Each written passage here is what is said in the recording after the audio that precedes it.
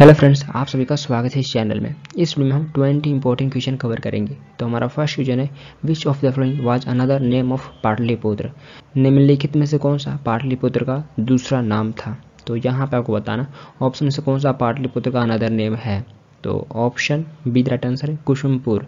कुसुमपुर ये पाटलिपुत्र का another name है। देन इसके अलावा पाटलिपुत्र को पाटलीग्राम, कुसुमपुर, अजमाबाद और प्रेजेंट डे इसे पटना के नाम से जाना जाता है। तो पाटलिपुत्र को पाटलीग्राम, कुसुमपुर, अजमाबाद और प्रेजेंट पटना के नाम से जाना जाता है। तो ये पाटलिपुत्र का अनदर नेम है। एंड फ्रेंड्स, ये चैनल आपके लिए हेल्पफुल है तो इस चैनल को सब्सक्राइब कर सकते हैं फॉर मोर वीडियोज। एंड इस वीडियो को भी लाइक, कमेंट एंड शेयर कर सकते हैं। नेक्स्ट है, Mohenjodaro is also known by which name. Mohenjodaro को किस नाम से भी जाना जाता है। तो यहाँ पे आपको बताना है मोहनजोदड़ो को किस नाम से भी जाना जाता है। तो ऑप्शन द राइट आंसर है माउंट ऑफ द डेड, मृतकों का टीला। मोहनजोदड़ो को माउंट ऑफ द डेड या मृतकों का टीला के नाम से भी जाना जाता है। तो ये सिंधु घाटी सभ्यता का एक साइट है जो आपको पाकिस्तान के सिंध प्रांत में देखने को मिलेगा। और मोहनजोदड़ो का डिस्कवरी 1922 में रक्कलदास बनर्जी के द्वारा किया गया था। तो मोहनजोदड़ो का डिस्कवरी 1922 में रक्कलदास बनर्जी के द्वारा किया गया था और ये आपको पाकिस्तान के सिंध प्रांत में देखने को मिलेगा। और मोहनजोदड़ो को माउंट ऑफ द डेड के नाम से भी जाना जाता है। नेक्स्ट है, what is the international border line between India and Pakistan. Bharat और पाकिस्तान के बीच अंतर्राष्ट्रीय सीमा रेखा का क्या नाम है। तो यहाँ पे आपको बताना है भारत और पाकिस्तान के बीच अंतर्राष्ट्रीय सीमा रेखा का क्या नाम है। तो ऑप्शन सी राइट आंसर है रेड क्लिफ लाइन।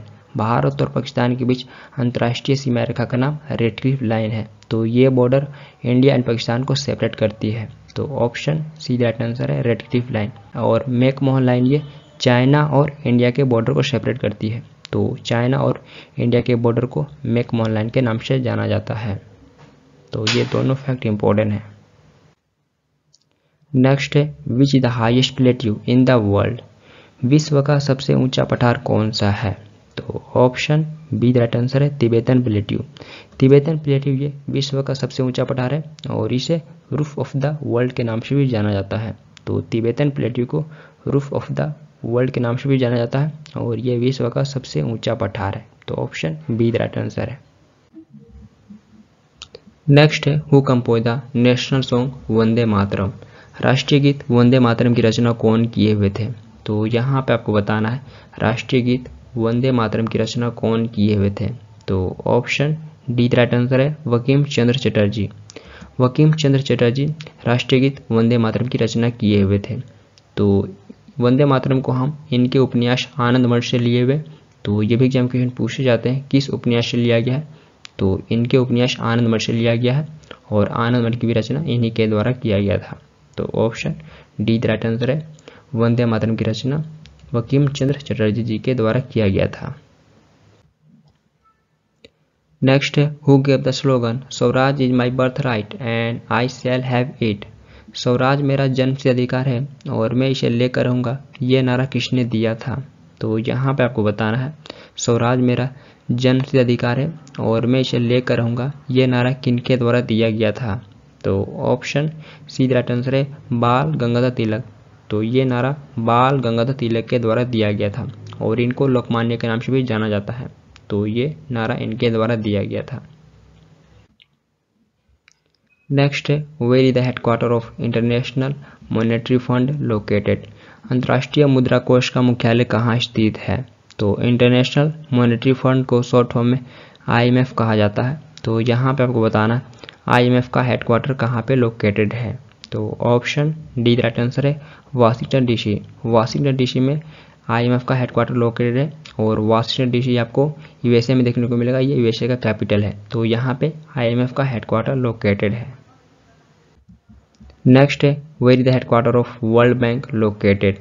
विश्व बैंक का मुख्यालय कहाँ स्थित है। तो option C the right answer है वाशिंगटन DC। वाशिंगटन DC में वर्ल्ड बैंक का हेडक्वार्टर लोकेटेड है। तो IMF और वर्ल्ड बैंक दोनों का आपको हेडक्वार्टर वाशिंगटन DC में ही देखने को मिलेगा। नेक्स्ट है, where is the headquarter of world health organisation located. विश्व स्वास्थ्य संगठन का मुख्यालय कहाँ स्थित है। तो विश्व स्वास्थ्य संगठन को शॉर्ट फॉर्म में WHO कहा जाता है। तो यहाँ पे आपको बताना है WHO का हेडक्वार्टर कहाँ पे लोकेटेड है। तो option B the right answer है जिनीवा स्विट्जरलैंड। जिनीवा स्विट्जरलैंड में WHO का हेडक्वार्टर लोकेटेड है। तो option B the right answer है जिनीवा स्विट्जरलैंड। नेक्स्ट है which gas is use in fire extinguisher. आग बुझाने वाले यंत्र में किस गैस का प्रयोग किया जाता है। तो option D the right answer है कार्बन डाइऑक्साइड। आग बुझाने वाले यंत्र में कार्बन डाइऑक्साइड का प्रयोग किया जाता है, शॉर्ट फॉर्म में CO2 कहा जाता है। तो CO2 का प्रयोग किया जाता है फायर एक्सटिंग्विशर में। तो option D the right answer है CO2। नेक्स्ट है हु बिल्ड द 2.5 दिन का झोपड़ा एट अजमेर। अजमेर में 2.5 दिन का झोपड़ा किसने बनवाया था। तो option C the right answer है कुतुबुद्दीन ऐबक। कुतुबुद्दीन ऐबक के द्वारा 2.5 दिन का झोपड़ा अजमेर में बनाया गया था। तो option C the right answer है कुतुबुद्दीन ऐबक। नेक्स्ट है which organ in the human body produce bile.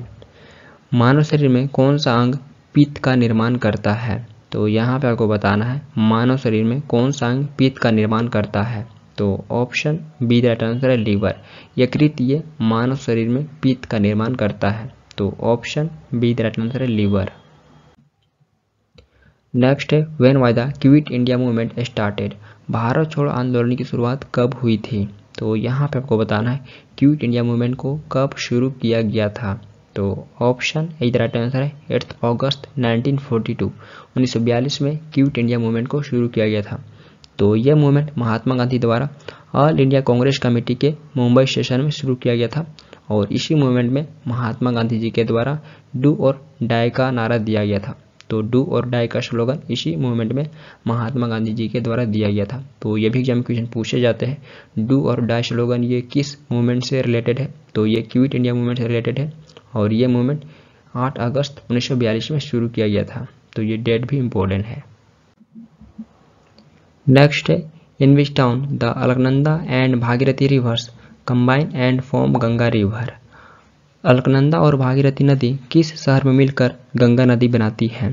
तो यहाँ पे आपको बताना है अलकनंदा और भागीरथी नदी किस शहर में मिलकर गंगा नदी को बनाती है। तो option C the right answer है देवप्रयाग। देवप्रयाग में मिलकर गंगा नदी को बनाती है। तो देवप्रयाग ये उत्तराखंड के टेहरी गढ़वाल डिस्ट्रिक्ट में लोकेटेड है। तो यहाँ पे अलकनंदा और भागीरथी नदियाँ मिलकर गंगा नदी को बनाती हैं। तो option C the right answer है देवप्रयाग। नेक्स्ट है which river flow between Satpura and Vindhya range. Satpura और विंध्या श्रेणी के बीच कौन सी नदी बहती है। तो option B the right answer है नर्मदा।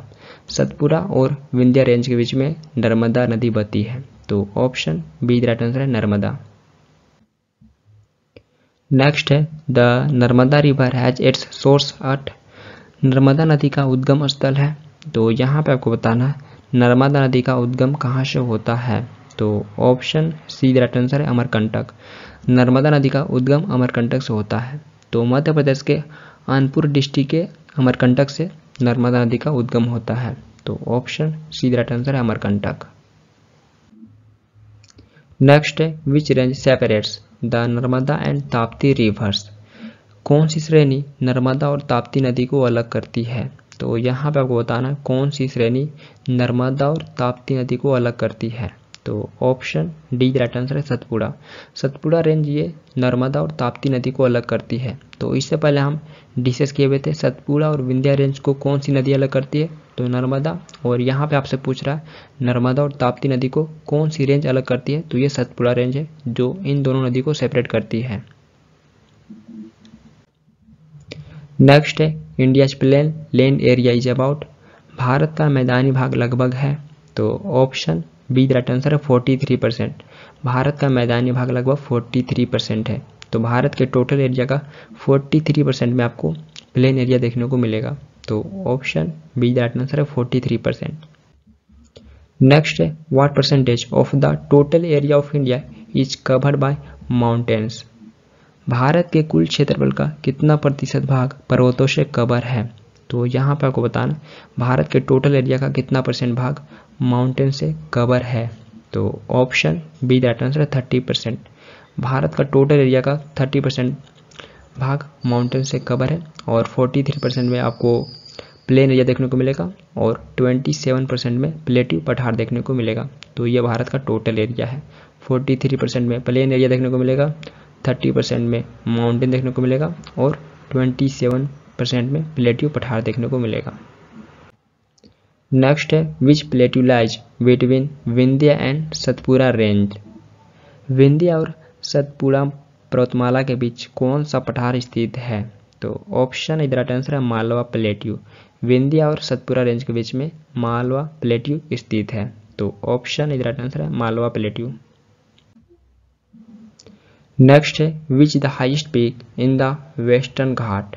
पश्चिमी घाट की सबसे ऊंची चोटी कौन सी है? तो यहाँ पे आपको वेस्टर्न घाट का हाईएस्ट पीक बताना कौन सा है। तो ये आपको कमेंट सेक्शन में लिखना है, वेस्टर्न घाट का सबसे हाईएस्ट पीक कौन सा है ऑप्शन में से। तो ये आपको कमेंट सेक्शन में लिखना है।